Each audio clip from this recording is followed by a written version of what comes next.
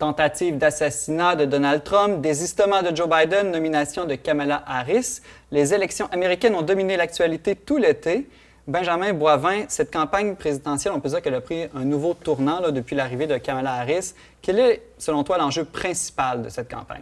Oui, tu as raison que ça a été pas mal le bordel. Hein? C'est rare qu'on ait un été électoral aussi dynamique que celui-là. Écoute, avant l'entrée en scène de Kamala Harris, je pense que le thème de la campagne, c'était vraiment la personnalité de Donald Trump. Là, Joe Biden faisait campagne sur l'idée que Donald Trump était une menace pour la démocratie américaine, un tambour qu'on a entendu être battu pendant plusieurs années.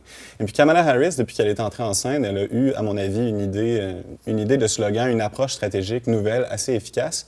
Elle a décidé de faire campagne sur le thème de la liberté. Elle utilise d'ailleurs la chanson Freedom de Beyoncé. Elle parle de liberté, c'est le thème de la campagne. Évidemment, on parle d'abord probablement de liberté individuelle, donc de liberté face à des contraintes qui pourraient venir de l'État. Les démocrates font campagne essentiellement sur l'idée que les républicains sont devenus un parti liberticide, un parti qui veut interdire l'avortement, un parti qui veut interdire les soins pour les personnes trans, un parti qui veut interdire le mariage gay, etc., etc., etc.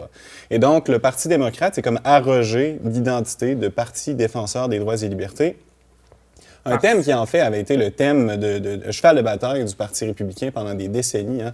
Un parti qui se présentait comme le défenseur de la liberté à l'américaine contre le socialisme dont on devrait se méfier de la gauche du Parti démocrate et puis de l'Europe en général. Donc ça, c'est vraiment un changement de paradigme, un changement d'approche qui, à mon avis, a le potentiel d'être assez efficace. Mais les républicains, tu l'as dit, c'est un thème classique de la droite, de défendre la liberté individuelle. Est-ce que, à leur manière et dans leur plateforme ou les idées qu'ils mettent de l'avant, ils ne défendent pas aussi la liberté? Bien, depuis l'arrivée de Trump au pouvoir dans le Parti républicain, il y a quand même eu une mise en retrait de ce discours libéral classique qui avait été vraiment le discours du Parti républicain des années Reagan et ses successeurs, donc Bush père, Bush fils. On était davantage préoccupés par des questions comme la protection de l'économie, la protection contre l'immigration, différentes stratégies là, finalement qui étaient davantage liées à convaincre une partie de l'électorat qui vivait de l'insécurité économique et identitaire, plutôt qu'à protéger les droits et libertés, du moins pas de façon aussi ostentatoire.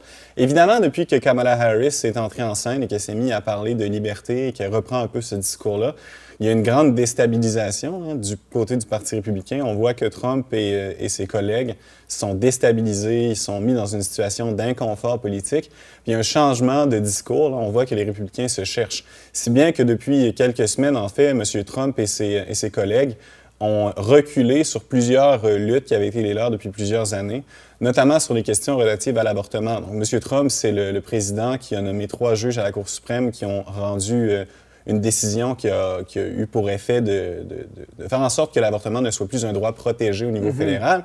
Et puis maintenant, M. Trump fait campagne en disant qu'il sera le président des droits reproductifs des femmes et qu'il s'opposerait à la mise en place d'une interdiction de l'avortement, peu importe à quel moment dans la grossesse au niveau fédéral. Il parle aussi de liberté sur cette question-là. Il dit que c'est à chaque État de librement décider sa position sur l'avortement. Oui, c'est ça. C'est une autre idée de la liberté aussi, qui est plus une liberté collective, donc la liberté des 50 collectivités que forment les États américains de prendre des décisions qui sont les leurs, plutôt que de centraliser l'exercice du pouvoir à Ottawa. Pas à Ottawa, évidemment, à Washington. On a des dynamiques un peu semblables au Canada et aux États-Unis sur ces questions-là. Et donc, l'ex-président Trump, il va davantage parler des droits des États que des libertés individuelles. Puis il se trouve un peu fragilisé dans ce contexte-là. Benjamin, dans sa première campagne, Donald Trump avait misé beaucoup sur la classe ouvrière là, qui se sentait un peu dépossédée avec leur slogan Make America Great Again. Ouais. Là, il se fait un peu couper l'herbe sous le pied en se faisant un peu voler le thème de la liberté. Comment il pourrait recentrer sa campagne ou sur quel enjeu il pourrait appuyer? Bien, il a manifestement l'air d'être en train de chercher à le faire. En 2016, comme tu l'as dit, il a fait une campagne très particulière qui était un peu nouvelle. En 2020, on dirait qu'il a imaginé que sa très petite coalition, qui avait gagné un peu par chance en 2016, était capable de gagner encore. Ça a été un échec. Puis il a continué dans un discours assez radical depuis. Et c'est seulement très récemment, depuis quelques semaines, qu'on voit que Trump, en fait, a l'air d'être en train un peu de sortir l'ancienne stratégie traditionnelle républicaine des années Bush, McCain. On dirait qu'il se centralise. Bon, c'est un gros mot associé à Trump, là, mais autant qu'il le peut, il essaie de courtiser l'électorat du centre. Une centralisation qui est tardive, qui, de l'avis de plusieurs, n'est pas très crédible. D'autant plus que Trump, il y a moins de 2 mois, s'est choisi un colistier en la personne de J.D. Vance, qui n'est pas du tout un représentant d'une vision libérale classique de la droite américaine. C'est vraiment, lui, un produit du Trumpisme, un produit de la nouvelle droite, là, qui est d'ailleurs une personne qui historiquement militait ardemment contre l'avortement et toutes ces luttes sociales-là. Donc il y a comme une contradiction à l'intérieur même de sa campagne qui manifestement montre une certaine incohérence ou une difficulté à se positionner devant cette nouvelle approche. Mais il avait nommé J.D. Vance avant que Joe Biden se retire, peut-être que... Quelques jours seulement avant. Il aurait fait un autre choix. Au moment où il nomme J.D. Vance, en fait, Trump est manifestement assez confiant dans sa campagne. Là, on est à une époque où les sondages sont bons pour les républicains. Et puis le choix de J.D. Vance, c'est un choix pour conforter sa base et pour asseoir sa domination, en fait. C'est un choix d'un président ou d'un candidat plutôt arrogant.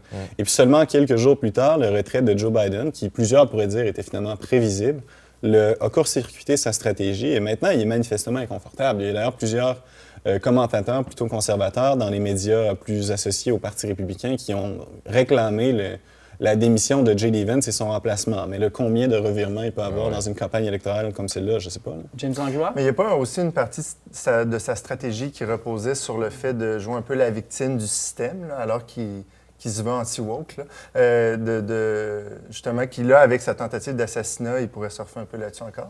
Oui, bien, comme on sait, hein, l'actualité, elle est très intense, mais elle ne dure pas longtemps. Puis on dirait que finalement, cette histoire-là de tentative d'assassinat, autant ça a dominé la conversation publique pendant quelques jours, finalement, le retrait de Joe Biden et son remplacement par Kamala Harris a finalement complètement oublié cette histoire-là, puis personne ne s'en préoccupe aujourd'hui. Les unes qui avaient à faire sur ce sujet-là sont faites, et M. Trump ne réussit pas à ramener au centre du débat public cette espèce de discours victimaire qui l'a bien servi dans les dernières élections. On surveillera certainement cette campagne dans les prochaines semaines jusqu'au début novembre, lors de l'élection. Benjamin Boivin, chef de pupitre au magazine Le Verbe, merci beaucoup. Bienvenue.